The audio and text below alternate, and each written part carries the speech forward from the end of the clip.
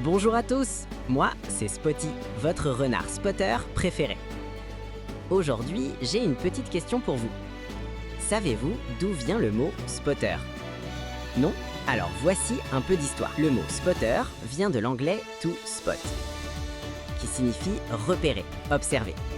À l'origine, les spotters étaient des observateurs militaires chargés d'identifier les avions ennemis pendant les guerres.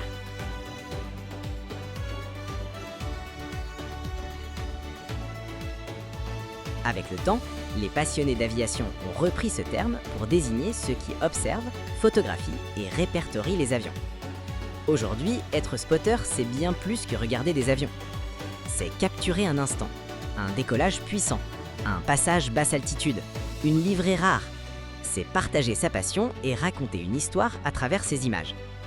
Mais pour faire tout ça, il faut bien choisir son matériel. Alors commençons par l'appareil. Réflexe ou hybride? Le réflexe, c'est la robustesse, l'autonomie et la visée optique naturelle. Mais il est plus lourd, plus encombrant.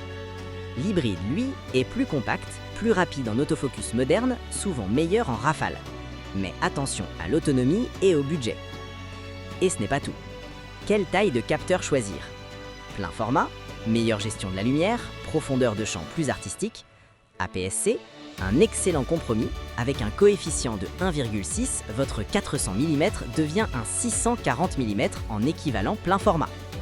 Micro 4/3, encore plus compact, coefficient x2, un 300 mm devient 600 mm. Idéal pour aller chercher les avions loin sans casser le dos. Alors, ça vous a intéressé? Si oui, abonnez-vous. Dans le prochain épisode, je vous parlerai des cailloux. Mais non, des objectifs. À très vite les amis. Ciao!